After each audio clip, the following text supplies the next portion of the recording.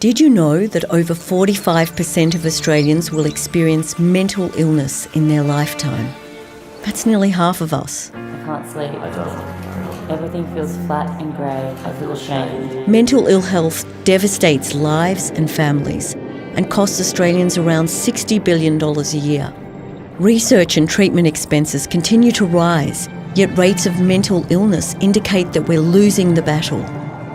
New approaches are urgently needed to address this immense suffering and cost.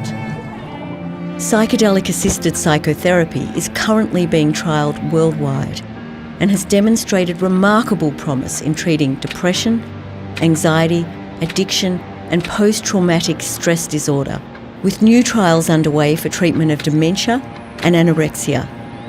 The treatment combines a short program of psychotherapy with just a few medicinal doses of psilocybin or Mdma. In the 1950s and 60s, psychedelic treatments had a major impact in psychiatry, and many considered it the next big thing in mental health treatment. But for political reasons, the Nixon administration criminalised the use of psychedelics and effectively stopped all research. That research has finally begun again. With proper clinical support, psychedelic treatments are safe and frequently lead to remission after only a short program, and even where current treatments have failed. Here at Mind Medicine Australia, we believe everyone should have access to the best treatments for mental illness. Subject to forthcoming clinical trial results, we will seek to establish best practice in regulated psychedelic-assisted treatment. Mind Medicine Australia is wholly focused on the clinical application of psychedelic medicines. We're preparing for change by developing therapist training, ethical guidelines, a centre of excellence in psychedelic medicine, educational material and events, and supporting clinical research. We're a small organisation doing big things, and we need your support. Please share this video and visit our website to support us and get involved.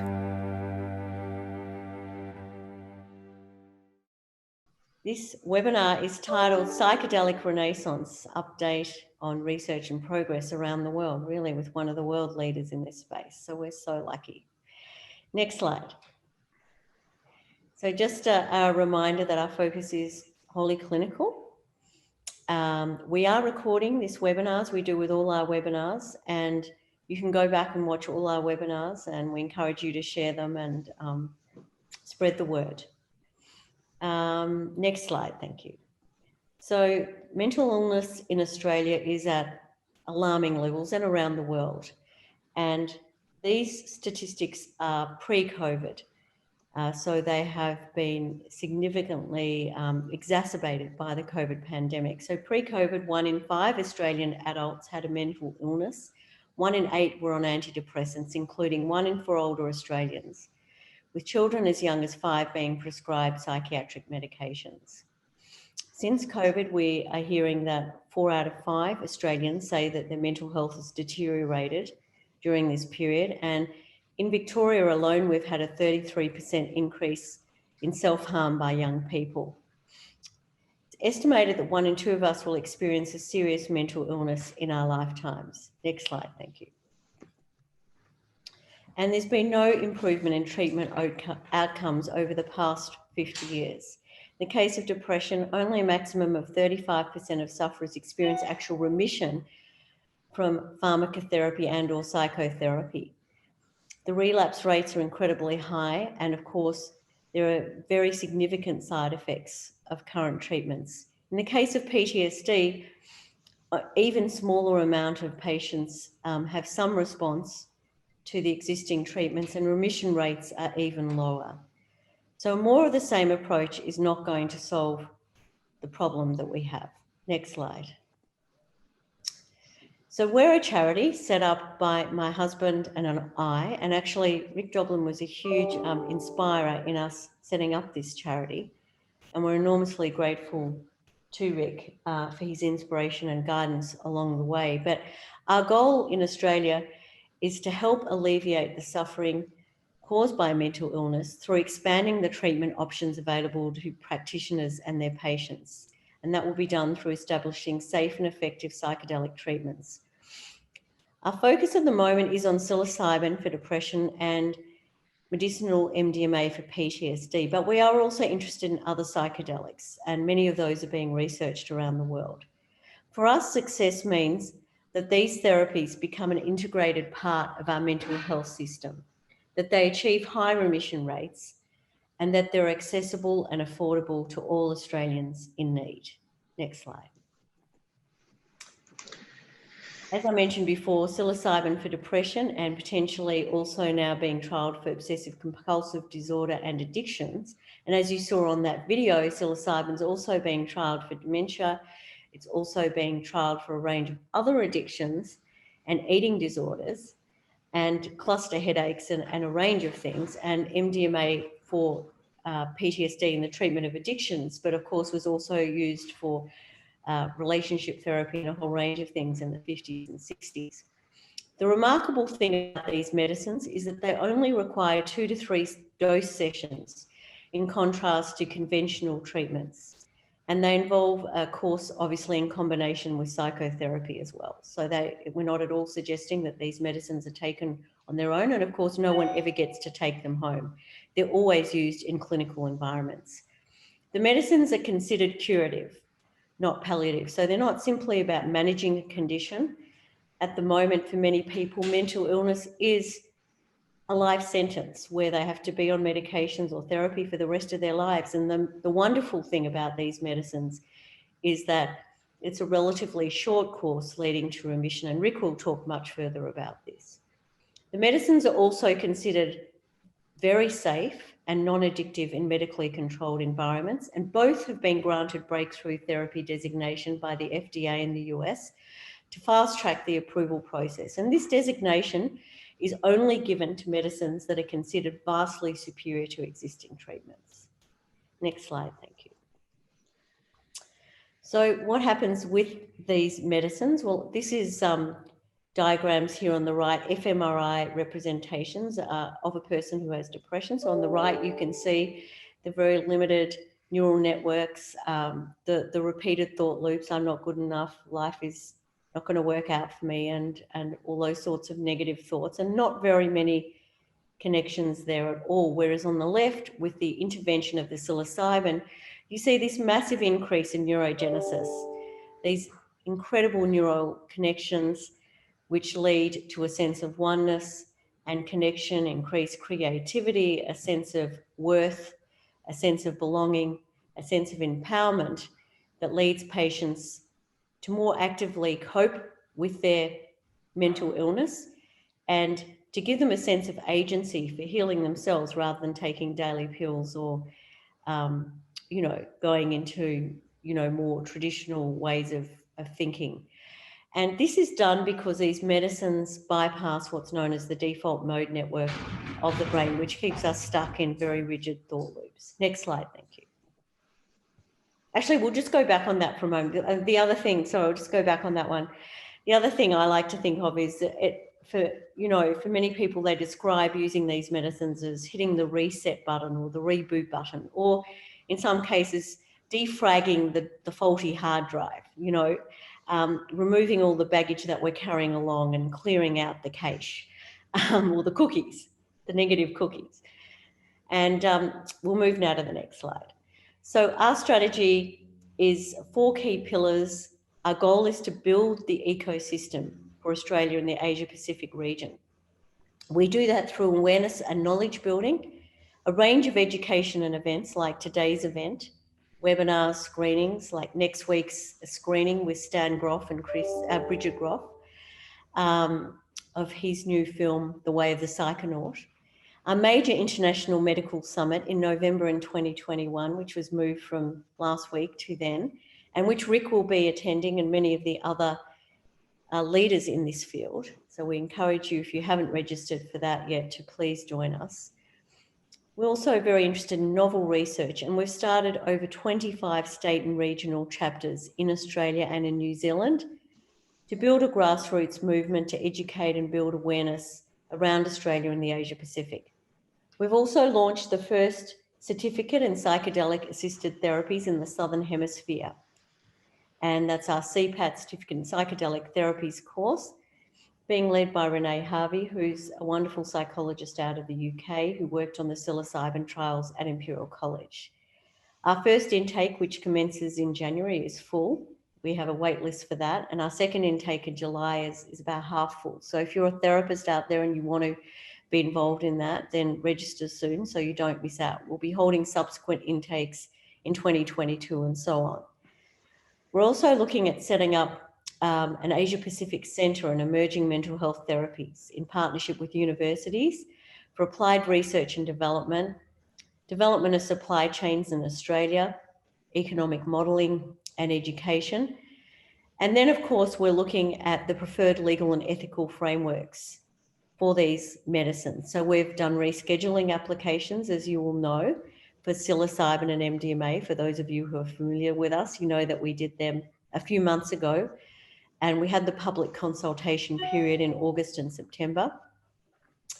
And we expect to hear an interim decision in February for those.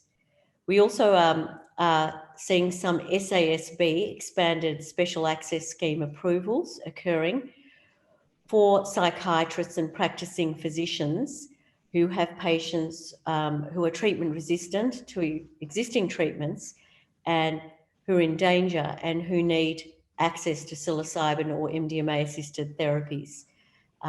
So we've seen quite a number of approvals take place through our TGA in Australia. We also have set up a psychological support service to provide support and integration support for those who are using these medicines and need further guidance.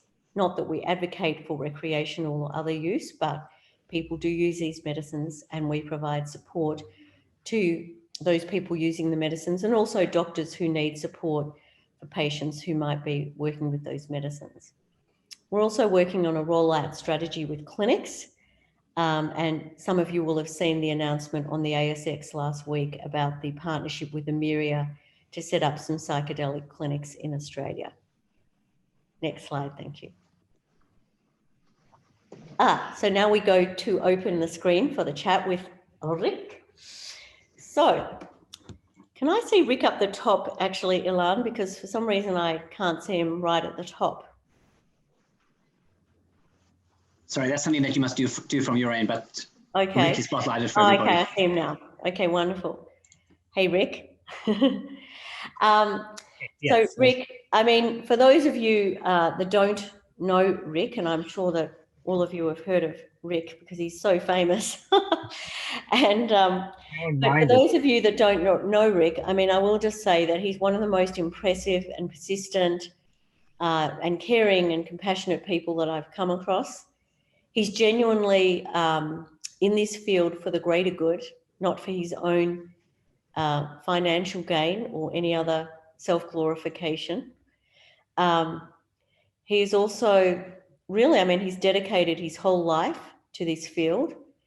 And, you know, I see early images of him. I think I see images of you from years ago sitting at Esalen with some of the leaders in this field. I've seen some photos of that, Rick. And he's really brought, really he's largely responsible with, you know, some of the other ambassadors, particularly Roland Griffiths, I guess, and David Nutt and others, for this renaissance in these medicines, and has dedicated, how long, Rick, now? Well, MAPS is 34 years from 1986. I had a nonprofit before that I started in 84. Yeah. To sue the DEA to try to keep MDMA legal, but it's really since 48 years ago, since I was 18 when I first and read Stan Groff, that I decided to focus my life on psychedelics. Well, it hasn't aged you because you look way younger than what you really are. But Rick is, you know, Rick, of course, and MAPS are the organisation responsible for, you know, the fact that MDMA is now in phase 3 trials in the US. He's responsible for the fact that these medicines are going to be prescribable pretty soon, excitingly soon. And he's responsible for much else. So we're looking forward to a very, very interesting conversation with you, Rick. And what I thought that we might start off with, and just bearing in mind, Rick, that we have about 25 to 30 minutes 25 minutes, let's say, for this conversation. So though I know you love to talk and you're fascinating, we have quite a few questions, and I want to leave enough time for some questions from the audience. Sure. So I'll ask quick questions, sort of quickish answers, and let's see where we can get to with this conversation. So just a little bit about you, your background and your work, really, how you came into this field, why you became interested in psychedelics as a cure for mental illness, how you first heard about them, and your formative experiences that have led to now. In a nutshell.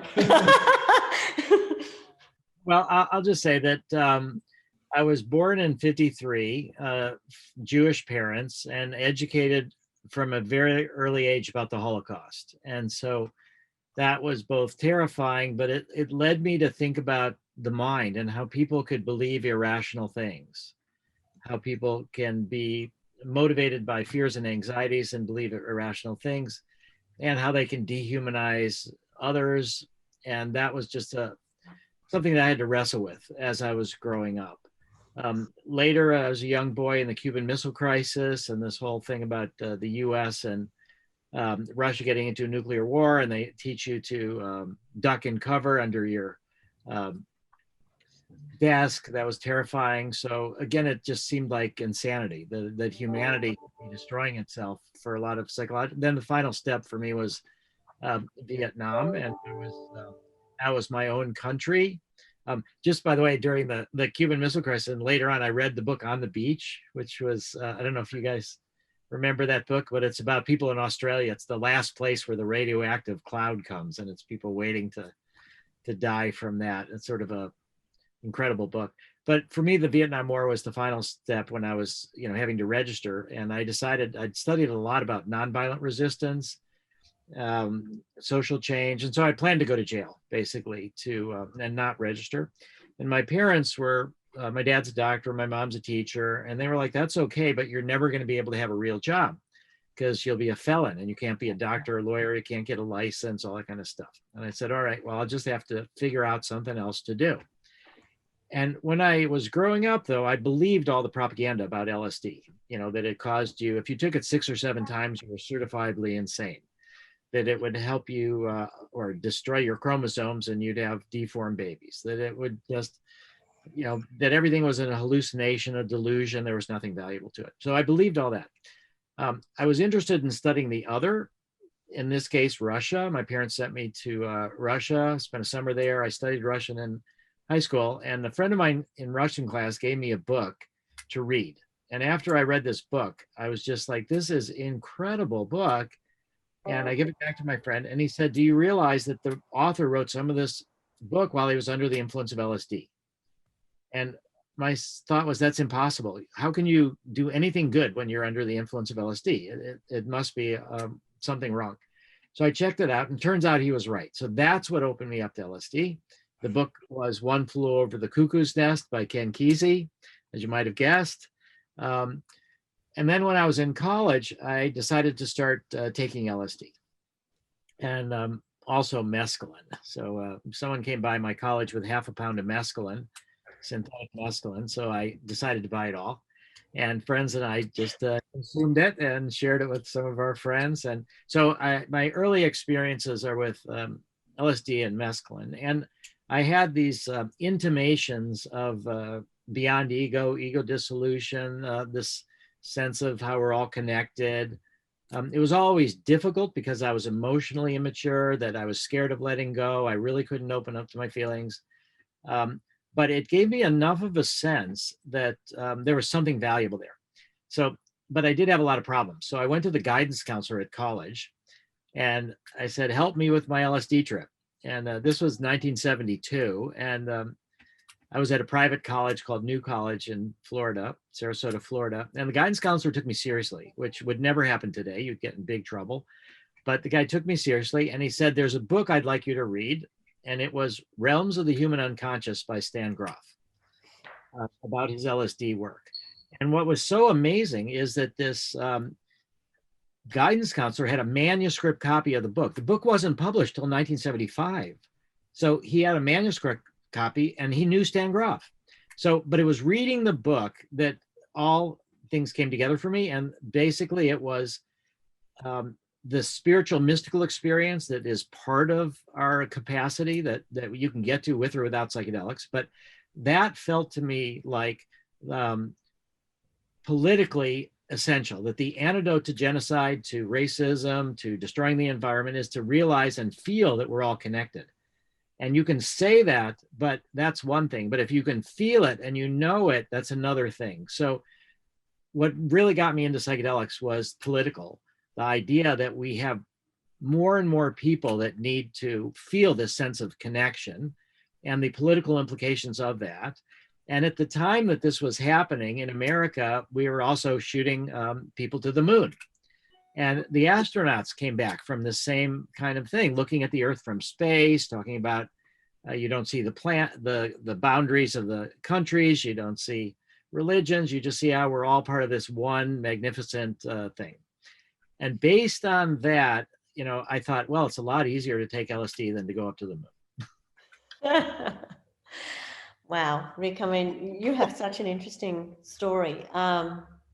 By the way, just before I ask you the next question, I always acknowledge country, but I forgot today, so I'm very sorry about that. And I will just do so now. So I just like to acknowledge the lands and the ancient people, the indigenous cultures of the lands on which all of us come from, their elders past and present and future. And I also want to acknowledge the medicine keepers, the people who've kept these medicines and shown the light and led the way with these medicines through the ages to where we are now, because if it weren't for them, we wouldn't be having this conversation, right? So we acknowledge all of them and thank them for leading.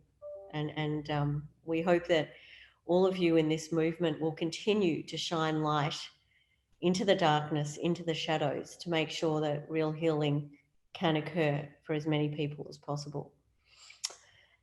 Rick, last week there was an article published. Which publication was that? It was a significant article about you. Would you just like to share everyone that article just briefly, and we'll put a link to it if well, that was in the Jerusalem Post, and it was syndicated. If that's the article you mean about? Yeah, was it the Washington Post? You said? No, the Jerusalem Post. Oh, the Jerusalem Post. Yeah, that's the one. Right. Yeah. And so it was just about you know, how it is that Judaism, the Holocaust, things like that have inspired me to focus on psychedelics. And yeah, it was good biography. And one of the things that I really liked, it had a picture of me when I was 13. I had my bar mitzvah. And so part of the things that I used to do to annoy my parents is I would tell them that they drove me to LSD. I've told that to my parents too. They drove me to mushrooms. Yeah. Well, what I told my parents though is that my bar mitzvah failed to turn me into a man, and I had been led to believe that this rite of passage was going to have some fundamental spiritual impact. And so what it said, it was a good party. I had to study a lot for it, you know, but spiritually, it kind of left me empty.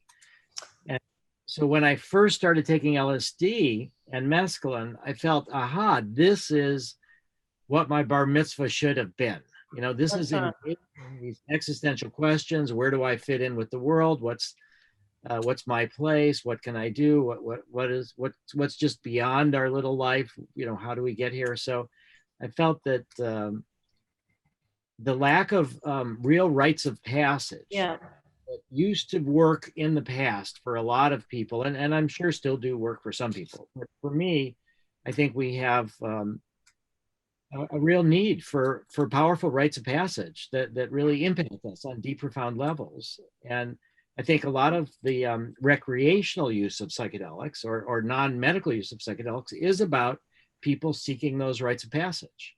Absolutely. But they do it often without elders, without guidance, without a full understanding of the psychodynamics. And so oftentimes it can go wrong. And particularly if you use it in these, quote, you know, non-medical recreational settings, if you're just looking to have a good time and difficult stuff comes up, you could end up trying to suppress those emotions end up worse off. So it's not always healthy. But I do think it's this urge for this spirituality, the sense of connection that we're often separated from the environment and all that drives a lot of people towards psychedelics. And in many cases, in most cases, I think it works out great. Yeah, well, it's interesting because we had Dr. Anna Rubinstein, who's on our advisory panel, who's an expert in rites of passage, talking about this a few weeks ago. You should have a look at his webinar, Rick. Ilan, Okay. if you could send that to Rick, I think it'd be fascinating. But this whole concept of sort of vision quests, or this passage from, you know, that 12, 13-year-old, like I was meant to have a bat mitzvah, but I refused because I found out about the Holocaust when I was about 12, and I just turned away from a religion altogether at that time because I felt that it was not, like, for me, I always had this sense of, you know, non-duality, and I wanted that as part of my life. So we'll share that with you. Yeah. Although I will say that I think an important point we're coming to understand is that that this sense of non-duality, this sense of all things being together, can coexist with an appreciation for the uniqueness and individuality of everyone. So that it's this sort of paradox that the more that we feel this sort of connection into one thing, the more then we can come out and appreciate differences rather than be scared of them.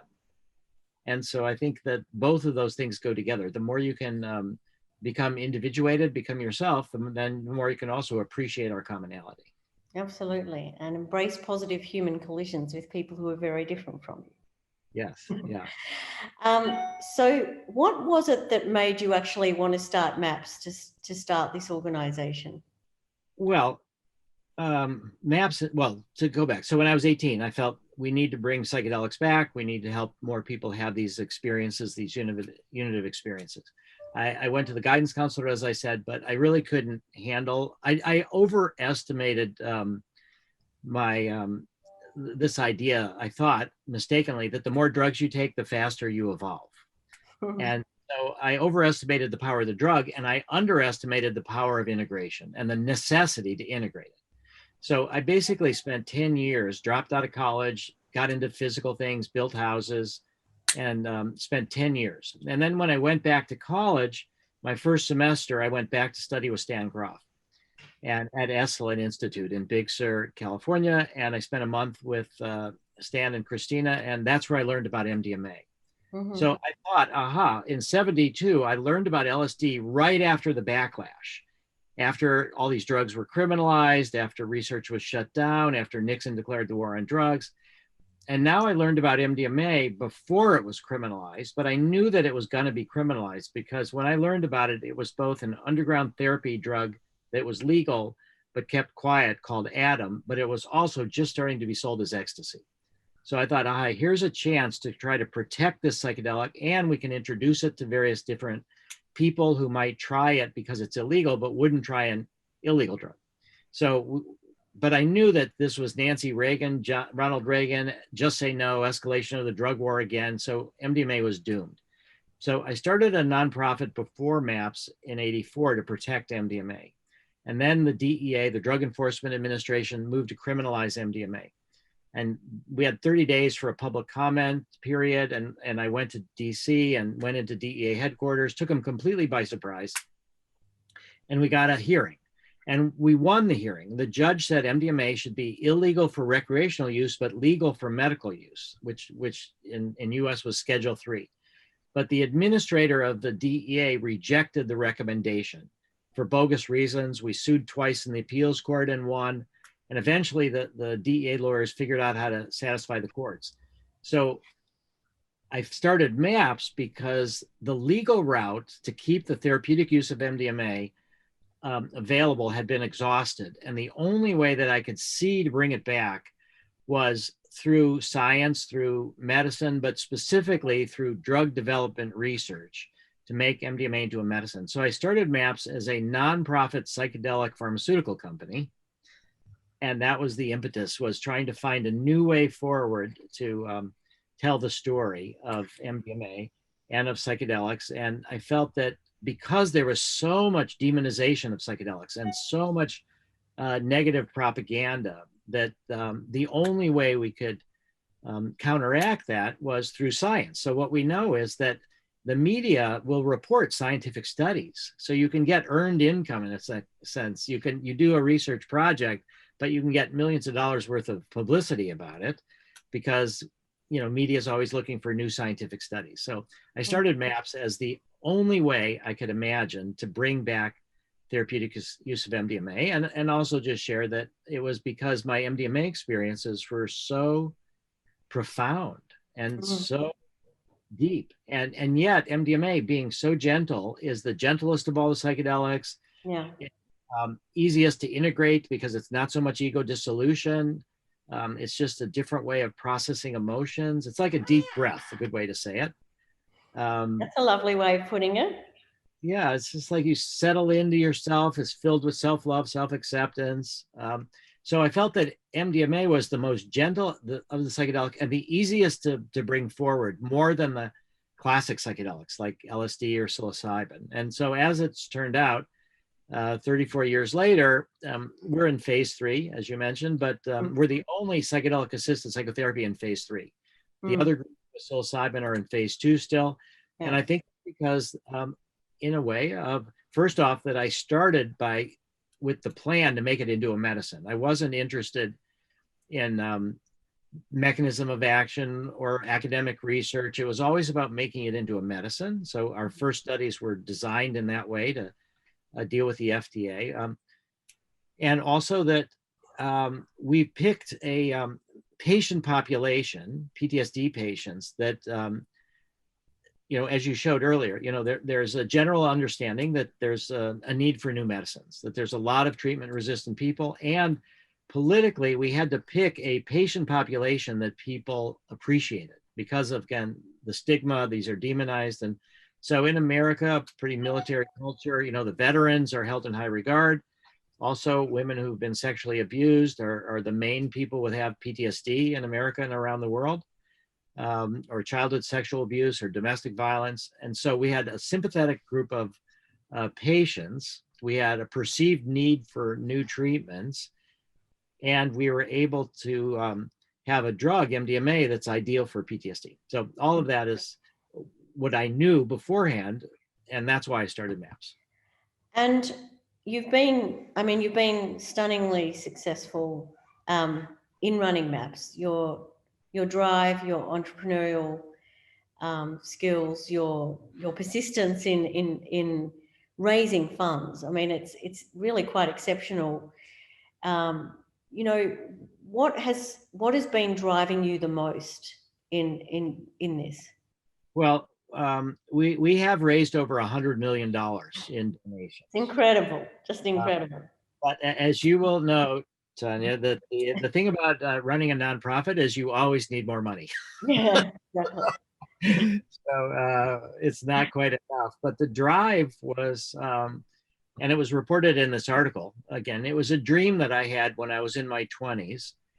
And it was, for those of you that have seen the movie 2001 Space Odyssey, which is an incredible movie. In the end, there's a scene with the astronaut is on his deathbed in this all white room. And this is before the birth of sort of the star child and, you know, the cosmic understanding. But in any case, the dream when I was in my 20s was I was in that room. There was somebody on his deathbed, and he told me that he was a Holocaust survivor and that he had miraculously survived, and he knew that he had a purpose, but he wasn't sure what the purpose was. But this miraculous survival left him feeling that he had a purpose. And so in my dream, he showed me back how he almost got killed and what happened there. And then we're back in the room. And then he says, my purpose is to tell you to be a psychedelic therapist and to go through your psychedelic therapy and to try to bring back psychedelic research. So I always felt that that's the deepest motivation. But the other thought is that humanity as a whole, you could do a good job to diagnose humanity as a whole. So we're like a cancer on the planet. We're certifiably insane. We're destroying our own environment. We're destroying other species. We're really good at repression and denial. We're just getting over some of that with Trump. And that we are heading off a cliff, you could say, unless we wake up and become more spiritual and more loving for others and learn to appreciate differences. So it always felt to me that the most important thing that I could do with my life was to help people have these experiences. And once I learned about MDMA, then it was also about sort of cleansing the doors of perception, that with trauma, you always see the world through trauma from the past. You don't see it for as it is. And you carry pains and things from the past and you overlay it on the present. You know, we've got people that have been killing each other. You know, Sunnis and Shiites have been killing each other for, 1400 years. Catholics and Protestants have been killing each other. It's just, so I always, well, I should say that my parents, when I was 18, I said, I'm going to drop out of school. I want to study LSD and I want you to pay for it. I was super lucky because they said yes. So great parents you've got. Well, and I always felt like, and the way they shared this with me too, is that I was the product of immigrants. My great grandparents came from Russia in 1880 to America. My grandparents came in 1920 on one side. And so I felt like I was the product of multiple generations, immigrants coming to America, the American dream, they made it successful. And so my parents basically said, we will make sure you don't starve, that you can do whatever you want in your life. We'll provide food and shelter. You can do whatever you want in your life. And so I felt that what I was doing was dealing with deeper threats, and that my best response was bringing forth psychedelics. Mm. And Rick, I mean, you could be a very wealthy man by now if you'd set up MAPS as a pharmaceutical company and, and got a lot of capital out of it. Why? Like, having set up a not-for-profit ourselves, Peter's here as well. And, he asked if you could explain to everyone why you went down this not-for-profit route as opposed to a for-profit route, and which I think is really important for people to hear that. Well, I'll say that there are several people that just, over the last year or two have made hundreds of millions and billions of dollars in psychedelic. Yeah. Compass Pathways, a market cap of 1.2 billion. Yeah. Christian Angermeyer made somewhere the biggest stockholder made $300 million. There's Field Trip Ventures that's got a market cap of $295 million. Mind Medicine is, so there's, but the reason that I went nonprofit is because that was the only way that would work. Only in the last couple of years have people been able to say that they could tell a story to investors that wasn't ridiculous. They could say, and this is the result of MAPS, Hefter, which is another group that funded clinical research, the Beckley Foundation in England. There's a small group of Swiss psychiatrists that did this. But what we were able to do over roughly 30 years was clear out the regulatory obstacles at FDA, at, the TGA, we're hoping to, and others, and that we were able to change public opinion so that there was a support, so that there wasn't going to be obviously a backlash again, although we have to be careful about that. So the for-profit story has only been possible in the last couple of years. And so when I started MAPS, the government funding was not available. Major foundations were not interested. The only way forward was as a nonprofit. And so that's the way I did it. And now it's a little bit of a struggle because now so many people think, well, look at all these people making money. Why should I donate money? Yeah, that's a challenge that we have. Yeah. We have a lot of people who, thankfully, like you, we do have a lot of people who are philanthropic and donating, and, and like to everyone out there on this webinar, small and large donations are all significant for this movement. But what we say to a lot of investors, we have a lot of investors approaching us wanting to make money out of this field. And we say, look, donate first so that you actually, show your ethical, values for this field and the importance of actually getting people well, which is why we're really here.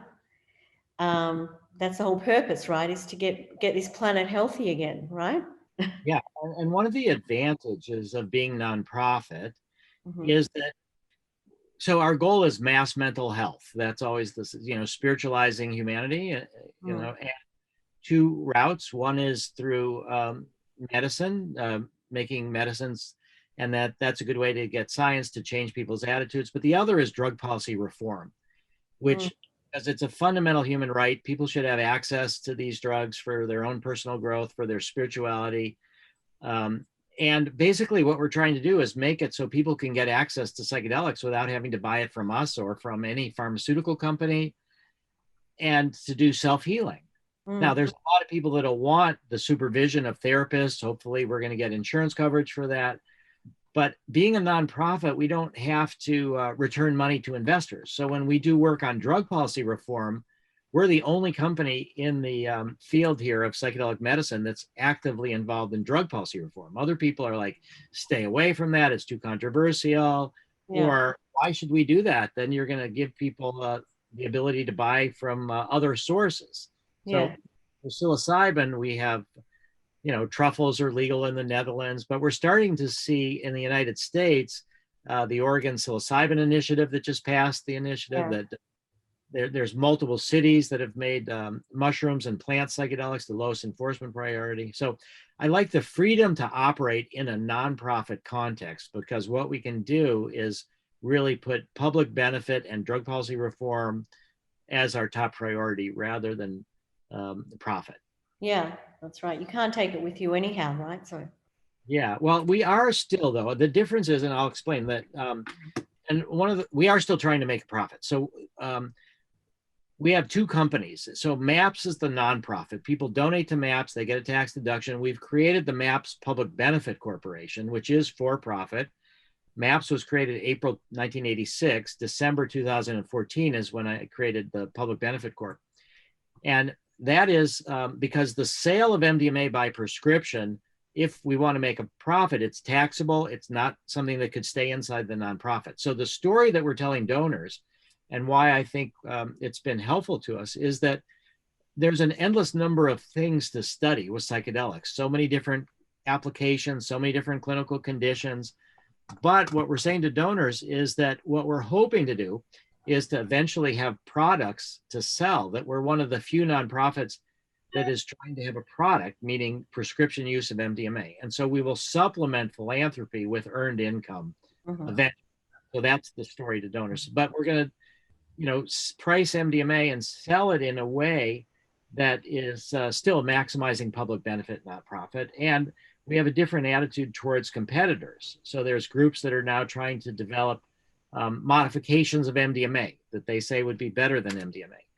And so our attitude to that is, go for it. We want to help you. That's great. If you can get better drugs than MDMA, and we've made it possible, and we've cleared out the space, and now you've got investors and they're doing all this drug development, that's fine. We don't have to return money to investors, and we really are about what's best for the patient. So that's fantastic. Yeah, from being a nonprofit. Just a question here that I mean, obviously, the phase 3 studies, are you at liberty to give us a little sneak peek snapshot of where things are at? Yeah, I can say so. And there's a big connection to Australia too. So I'll say that. Announcement coming up, everyone. Well, yeah, there's a lot of details I'm not going to be able to share until we get it in a scientific paper, but we're hoping to have the paper published sometime in January.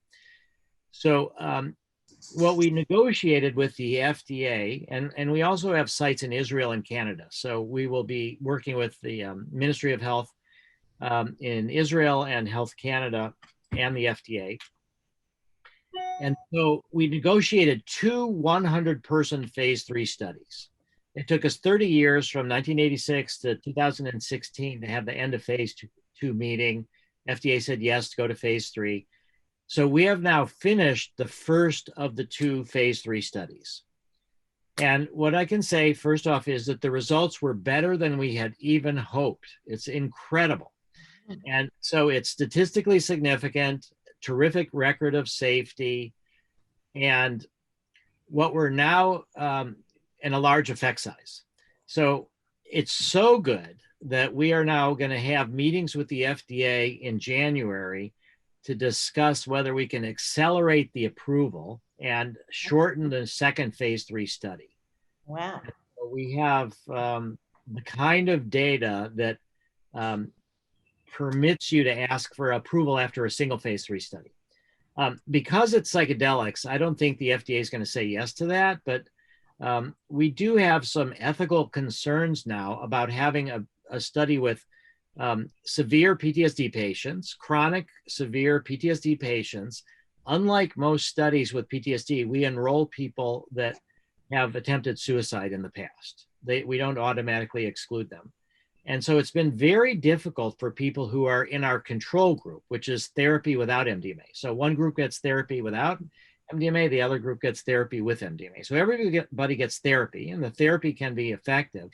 But we've had people in the control group that are so hoping for MDMA, and the therapy for many doesn't work because the pain is so great. They can't really bring the traumas to the surface to process them. So people have attempted suicide. People have hospitalized in order to avoid attempting suicide. So at least we think we've got a good argument to make that there's ethical concerns about having a control group in our next phase 3 study. Okay. So we'll see what the negotiations will turn out to be, but we're hoping to persuade the FDA at least of that.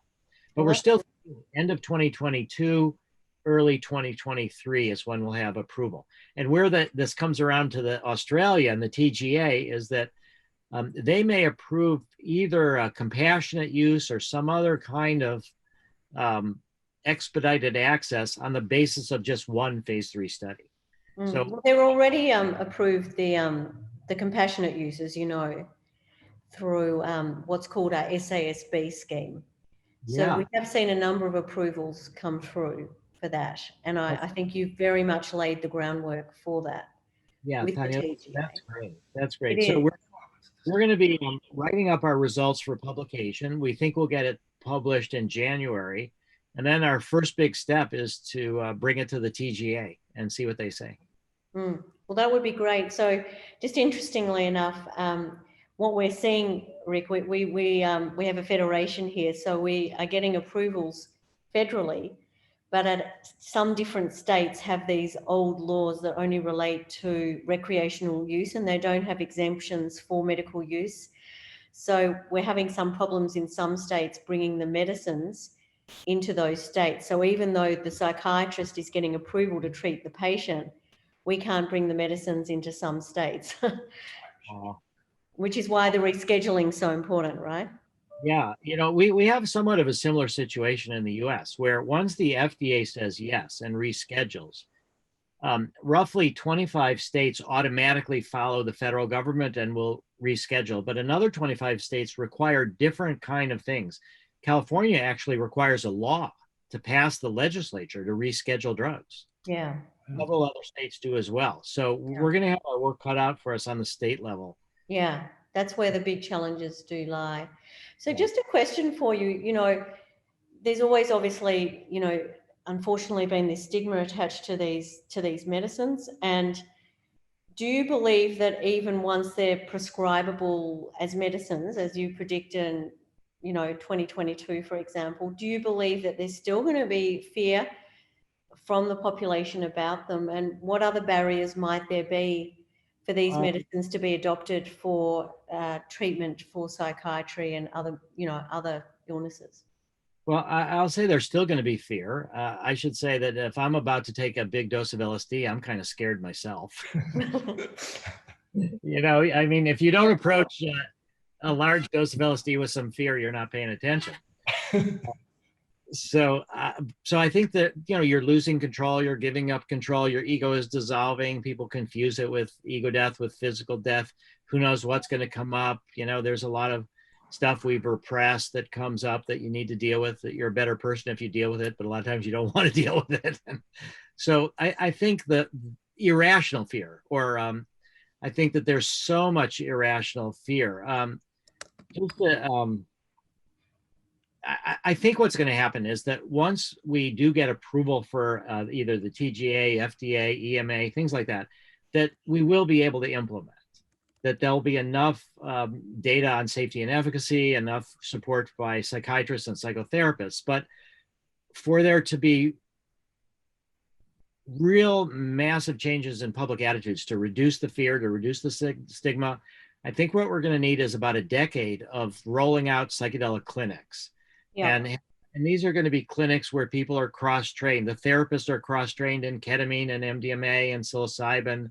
You know, I've been talking to some groups that are trying to work on 5-MeO-DMT to medicalize that. There'll be a whole host of psychedelics, and people will be cross-trained in all of them. And then you go and you get your personalized psychedelic medicine and several different trips and different, you know, drugs in different orders, hopefully covered by insurance. And so we're going to need about a decade of that. And then I think 2035 is the date that we're currently predicting for drug policy reform to have what we call licensed legalization, where these drugs become legally available. Now, decrim is one thing. So, for example, the Portugal model is really good, where, you know, drugs are decriminalized, but decrim doesn't permit you to have commercial sales, and it doesn't necessarily mean that you have pure drugs. Yeah. And sometimes you don't have harm reduction and treatment on demand. So I think the most important thing to change people's minds is talking to other people who have stories about psychedelics helping them. So what we see with marijuana was that medical marijuana in America preceded the move towards legalization.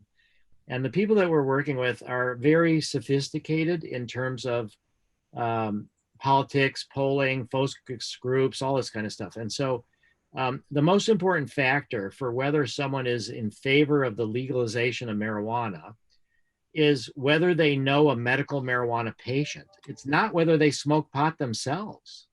It's whether they know a medical marijuana patient. So what we're going to need to do to really get at the stigma and the fear in the population is just to start producing thousands and thousands and thousands of successfully treated patients. Yeah. Well, that's actually, you'll be very interesting, because we've just, for those of you that don't know, we've just announced that we're going to have an Australian Stories of Healing book, which basically documents people's stories of healing through these medicines, and people can submit their stories to that book, and it's going to be launched next year. So we'll definitely share a copy of that with you, and we need those books all around the world, right? That is exactly right. I mean, people, well, okay, so the government, FDA, TGA, they respond to data. They don't even want to hear stories. They want the abstracted data. But most people don't care about the data. They respond to stories. Yeah. And that's it's so important. That's great to hear. So share your stories, everyone. So important. Well, and you know, there's such a range of people on this call. You know, there's a lot of therapists. There's people from various different governments. There's academics, and there's patients with lived experience as well. Well, so, maybe I should just add then that in when I graduated college, I wanted to become a clinical psych PhD student to do psychotherapy outcome research, but nobody would let me in. So that's where I went to the Kennedy School of Government at Harvard, and that's where my master's and PhD is in sort of public policy. So for all the people that are here from from government or whatever, I'll just say that it's really important. The policies that we set up are very crucial, and a lot of times they're not as wise as they need to be, particularly when it comes to drug policy. Yeah. You've also spoken a lot about the importance of, you know, obviously training therapists. You and I have had many conversations about that, but also you've spoken quite a bit about group therapy. Yes, as a means not only to reducing costs and creating greater accessibility, but because it actually might create better outcomes. For some kind. Yeah. How would you like to just describe that briefly? Well, let me give you an example. So we just had a training for therapists in Europe. This was not just Europe though. So it was like a week of watching videotapes of MDMA PTSD sessions and talking about our treatment method and talking about why did the therapist say this or that. And we had people throughout Europe for our move to Europe, but we also had people from South Africa, from Somaliland. And one of the things that the people from Somaliland said is, how do we bring MDMA assisted psychotherapy to Somaliland where there's hardly any psychiatrists or psychotherapists? And so we need to find new group therapy models with different sorts of healers for certain places in the world. Now, for group therapy, what we're thinking of for PTSD, again, because it's we work with the hardest cases, I think the first protocol that we're going to experiment with is going to be where there's group preparation. And everybody gets to know the therapist, group preparation. But then there's individual preparation and individual sessions. So the first session that a PTSD patient has with MDMA is just with two therapists with them. Then there's individual integration, then there's group integration, and then we're going to go to group preparation and then a group administration. So we're approaching it in a very cautious, sequential, step-by-step way. Mm-hmm. There is a bunch of studies that have shown that group therapy does not work as well as individual therapy for PTSD. Some of these studies that have been done by the VA, when there's a lot of shame and stigma about, for veterans, you're weak if you have PTSD, or sexual abuse or things, victims tend to blame themselves. So sometimes it's harder to sort of discuss what's really happening in a group. So that's one concern that we have. Other times we see, like with Alcoholics Anonymous, sometimes group therapy seems to make things even easier for people. Mm. So that's what we're... That could work with MDMA therapy with alcohol, like the Ben Sessa study that's happening at the moment, for example. Yeah. But that was all individual therapy. But I think... Potentially for psilocybin, yeah, Rick, for depression.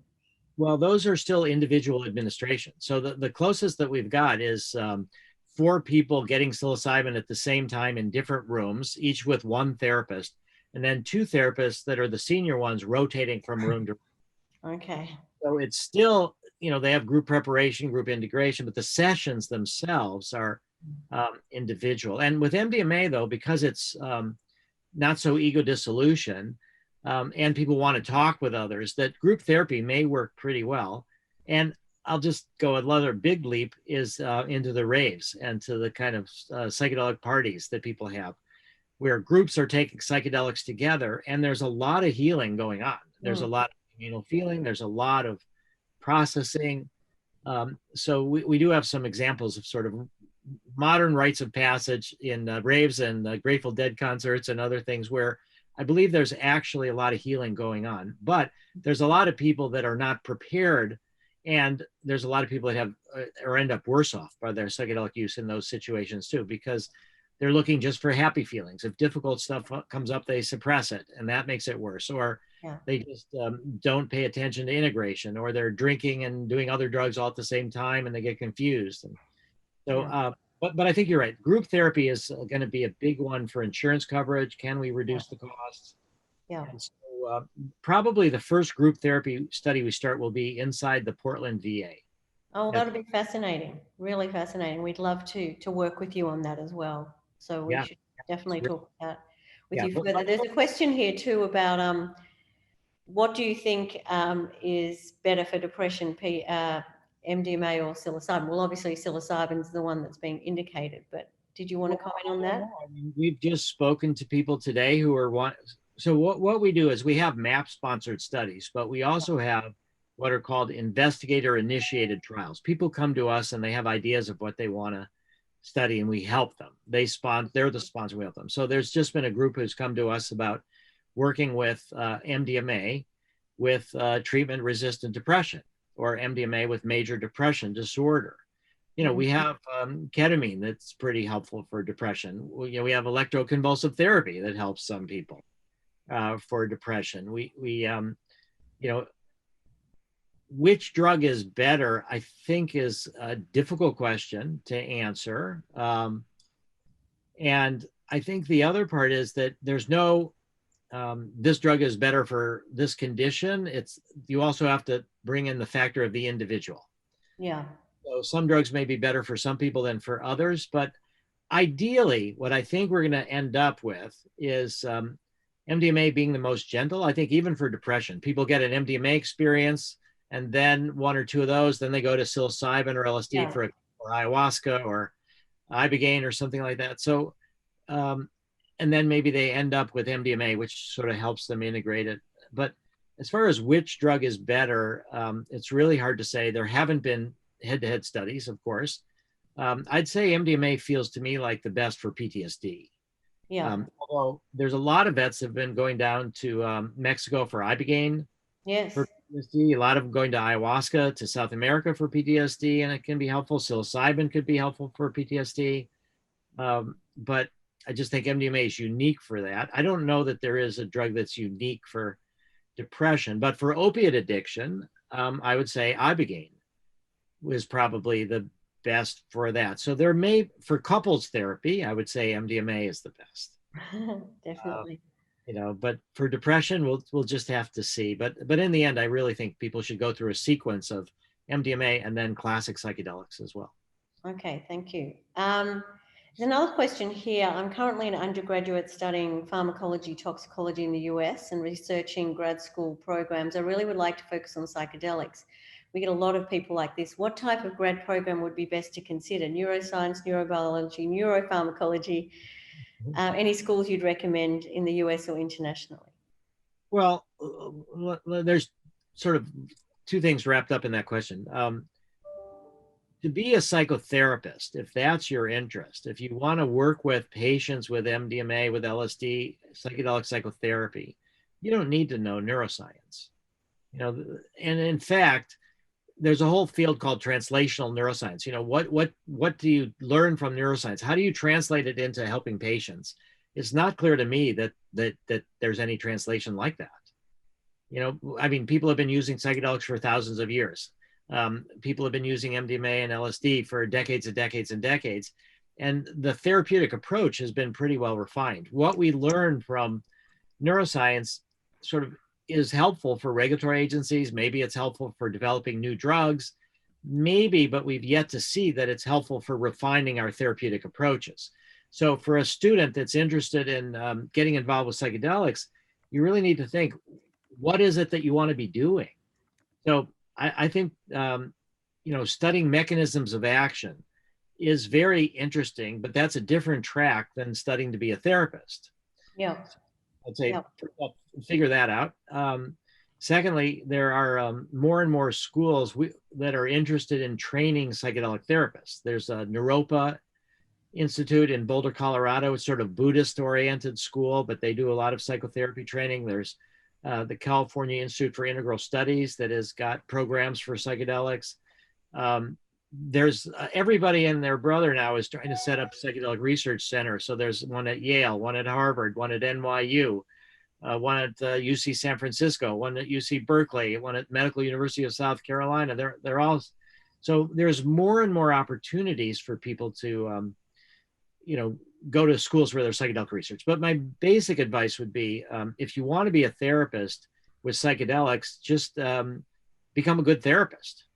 Mm-hmm. And then you can weave in the psychedelics. But, most any school that can teach you to be a good therapist is good preparation for psychedelics. But a lot of the therapies are too cognitively oriented, that they don't really take into account somatic stuff, the body, the non-ordinary states of consciousness. So humanistic and transpersonal schools. There's graduate schools in humanistic and transpersonal psychology.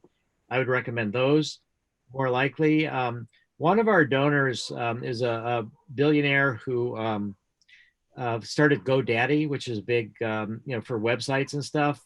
He had PTSD from Vietnam. He just recently gave us $2 million. Wow. But he went to the University of Maryland, which is, or the University of Baltimore, in Baltimore. And so he's interested in working with us to have them start a training program for they already do train therapists, and he wants to help them understand psychedelics. Oh, that's brilliant. Yeah, and they have Americans, and it'll be therapists of color that will train. But so there's more and more opportunities. But I think you really, for the question, you have to refine what you want to do post-school, and that'll determine where you go. And for those of you in Australia and New Zealand, of course, join our certificate in psychedelic-assisted therapies, which covers all of those somatic and transpersonal aspects that people will need to work with these medicines. And Rick, look, there's so many questions. I'm going to ask some really quick ones, and some of them, we'll have to do speedy questions now, like speed dating. Okay. What was that?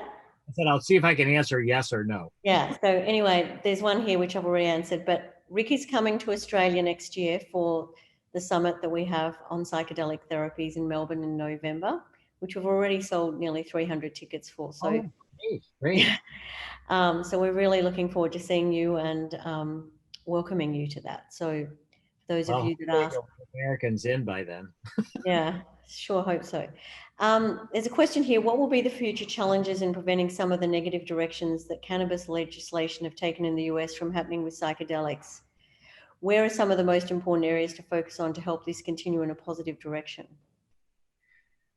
Well, there's some fundamental differences. So, marijuana is a medicine in and of itself. When it's a medicine, it's not accompanied with psychotherapy, and it's also available for, non-medical use. Yeah. A lot of the main critique that people have about the way that cannabis has been legalized is that a lot of the opportunities for dispensaries, for production facilities are going to wealthier people, and they're not going to the people that were really the ones that suffered the most under the drug war. And also that we're seeing more and more the rise of, large conglomerates that can, produce massive amounts, and they have lower cost, and they're driving a lot of the people out of the business that sort of were the underground growers that really cared more about quality and stuff. So I think we've got equity issues, taxation issues, and those are problematic. With psychedelics, it's going to be different, at least for MDMA, for psilocybin, for LSD. A lot of these drugs, they're going to come from pharma. I mean, we're spending $5.6 million on developing medical grade MDMA. Nobody's going to be able to do that in their backyard, or they're not going to be able to grow their own plants. And it's only the therapeutic use of psychedelics is only administered by therapists under direct supervision. It's not a take-home drug. So I'd say that the biggest concern that we have is, and one of the biggest critiques of the way cannabis was legalized is the equity issues.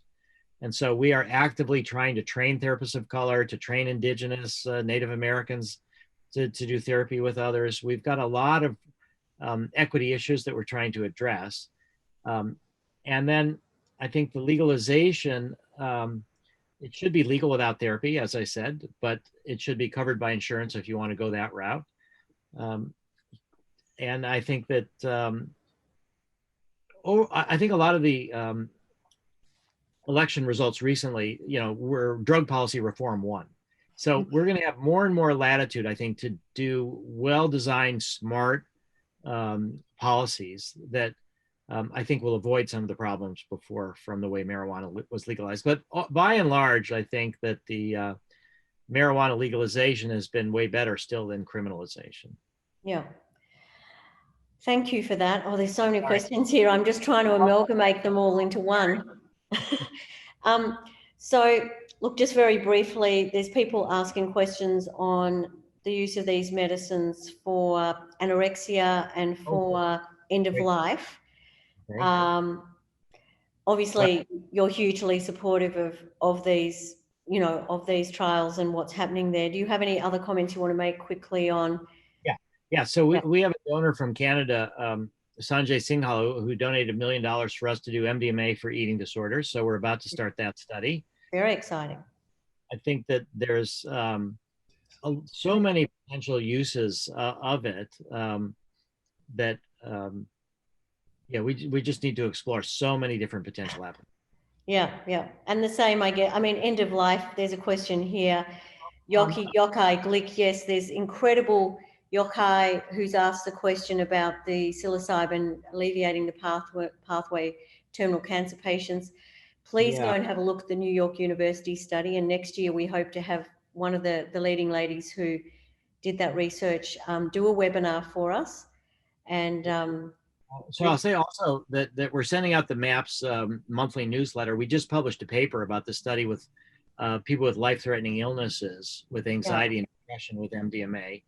And what we're looking forward to, just the other day too, I was talking to somebody, I've worked with MDMA with people a few days before they died, when they were on massive number of opiates, all sorts of other drugs, were in a lot of pain.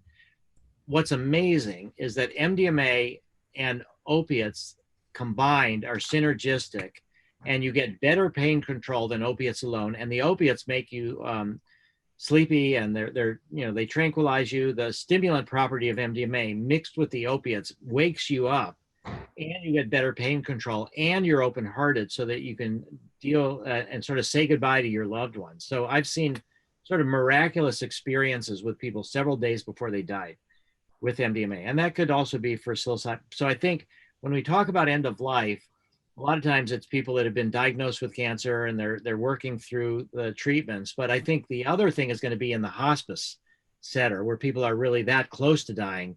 That's going to be another really important. And there's all sorts of drug-drug interactions that people worry about, but I think we've not found in practice that there's a lot of problems with these drug-drug interactions, even when people are taking a lot of drugs. So I think that, yeah, end of life is just going to be one of the most important things. But then back the other way, which is going to be at the beginning of life, or when you're like 12 years old, 13, rites of passage for teenagers, I think is also going to be a big thing. Yeah, that's really very interesting, and we'll definitely send you that one.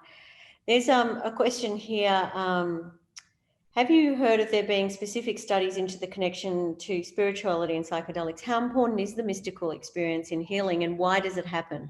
Okay, well, why does it happen? Your ego dissolves. You're not looking at things in the normal way. You're taking in more information. Aldous Huxley talked about the brain as a reducing valve. There's so much information, and you could talk about Maslow and the hierarchy of needs that we know about in humanistic and transpersonal psychology. Our ego sort of is scanning the universe, scanning the world for our ego needs. And when that gets dissolved, you let in more information, you feel this connection. So that why the mystical experience happens is, I think because of this, you could go back into the whole idea of the default mode network. So that's neuroscience as an explanation, but it doesn't necessarily make therapy better. But let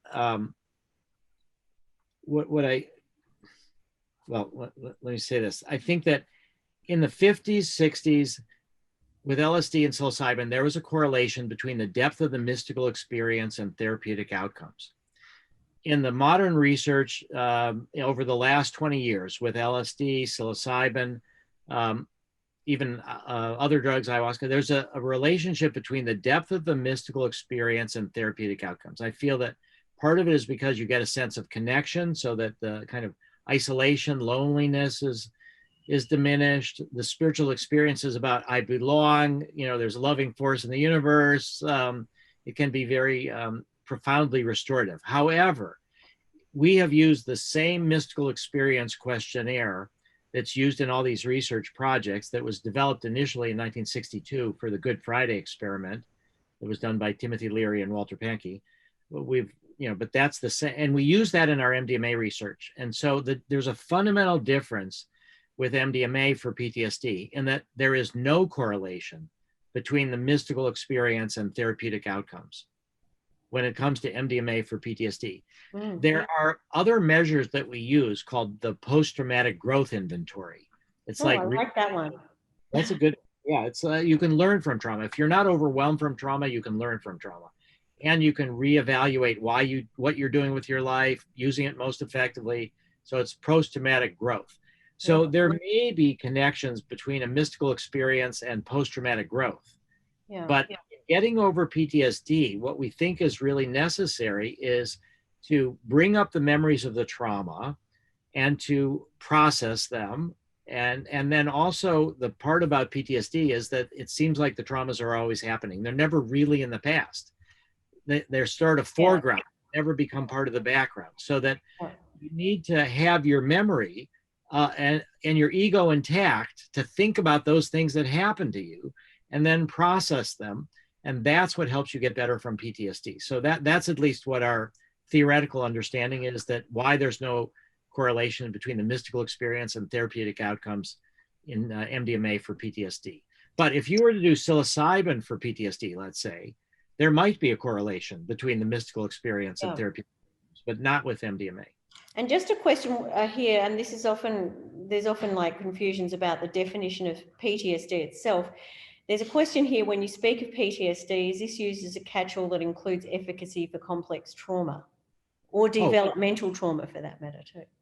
Well, our job is simple, doing drug development in a sense, in that what we have to do is there's one measure called the CAPS, the Clinician Administered PTSD Scale. And all over the world, that's the gold standard for evaluating PTSD symptoms. And that's the measure that all of the regulatory agencies use to approve the drug, the CAPS. So what our job is to do, why I said it's simple, is we just have to get that, whatever this measure says is PTSD, that's it. Okay. All right. So, but that measure does include complex PTSD. And we have lots of people with complex PTSD, with developmental issues. One thing that, that we found is that MDMA can be extremely helpful for people that have had childhood trauma. So Bessel van der Kolk, who's a PTSD expert, he wrote the book, The Body Keeps the Score. He's the principal investigator of our Boston site. He was shocked to see our phase 3 results because he had this idea that complex PTSD, particularly with people with attachment problems, that they're very, very difficult to treat. And they are, but we find with MDMA that we do even better sometimes with complex PTSD and people with attachment disorders, because they're so hungry for the attachment that MDMA can, with the stimulation of oxytocin and the connection, the bond. So I think that there's just been, and the thing that we learned in phase 2, I'll say, is that, which was really important, is that our approach for MDMA-assisted psychotherapy works regardless of the cause of PTSD. Mm-hmm. So the SSRIs work better in women than in men, and they failed in combat-related PTSD. So we can bring in people with PTSD from any cause. There's also prolonged grief is a form of PTSD. So there's so many different kinds of PTSD. And so we can work with people high on the dissociative subtype as well. They can even get better. Yeah. And now there's going to be a project looking at people with borderline personality with MDMA to see if they can be helped. And we think that it can be. They might need more sessions. Mm-hmm. The more problematic attachment, maybe you need more sessions. But we definitely work with complex PTSD with any kind of. Are you saying that you're starting to do some work with BPD? Well, this is these investigator-initiated trials. Yeah. And so someone has approached us about that's what they want to do. And we're now in the process of, we'll provide the MDMA, we'll help them with their regulatory process. And so, that study has not started, but we're thinking of that for sure. Okay. I think you and I might have spoken about this, but we have an organization in Australia whose leads in BPD who are also interested. So maybe we could connect the dots here a bit in a multi-site. So for sure. Please keep that in mind. Yeah. Look, there's so many questions, but one question here, do heroic doses have a lasting effect in decreasing activity in the default mode network? I think it depends on the integration. I mean, you can take heroic doses and end up worse off and not be, more spiritual or not be, you could end up worse off. So it's not an automatic thing. Higher doses, reduction of activity in the default mode network. I think the answer is that, well, first off, I don't know. That's probably the answer. But the other one is that I think what we're trying to do is to make it so people can have cognitive flexibility. Yeah. So I think if you have this cognitive flexibility, you can be even more focused on what you need to do, so that you could say that your default mode network could be even more efficient because you don't have all these distractions, these past anxieties that you're thinking about. And when necessary, you can be more diffuse and more, more mystical, you could say. So I don't know that there would be a like a long-term reduction in default mode activity. I think that it would probably depend on what the person wants to do. Let's say they're meditating. Maybe they're meditating, they can do better. Maybe then they work or something and they're really focused and their default mode network is not diminished at all. So, but I guess the other thing I'll just say is that because we have limited resources, we've had to be highly strategic. And because the TGA, the FDA, the EMA, They don't care about mechanism of action. They care about safety and efficacy. So to get drugs approved, you don't have to know mechanism of action. So that's why we've left that to others. And that's also why You're doing plenty. Look, there's loads more questions, but we'll just finish off with a couple of slides before I say thank you to Rick. So Ilan, if you could quickly just pop on the final slides, because we're getting questions about how people can register for this and that. So we'll just pop those slides on now. Thank you. So the next slide. Yeah, so this is our psychological support services. And we really encourage you, if you want some support, either individual or group counselling, group integration, we have wonderful therapists who are leading this, led by our practice manager, Dr. Alana Roy, who's superb. And we have therapists all over Australia who can work with you. Next slide, thank you. So it's a wonderful quote of Tim Ferriss, who says, you know, he views the next 5 years as a golden window to affect millions of lives. So your small or larger donation will make a difference. And we really, really reach out to you all to help us. Peter and I are donating our time and our money, but we can't do this alone. Just like Rick said, none of us can do this alone. It's a team effort. It's a global movement. And if we want to get people well and we want to get this planet a lot better than it is right now and less divided, then we all need to work together for this mission. And we really welcome your support. Next slide, thank you. So these are the ways you can help, and Rick's talked about some of these, but start conversations, share this information. I think we should add, share your stories of healing, very important. Volunteer, read our content, join our chapters, talk to your doctors, doctor by doctor, your local MPs, you know, do your own fundraising events and name Mind Medicine as charity of choice. Attend our events, our summit next year. Next slide, thank you. So this is the certificate in psychedelic assisted therapies, and we know there's lots of therapists on this call, and so we encourage you to register if you're interested in this training. It will be a world-class course. Next slide, thank you.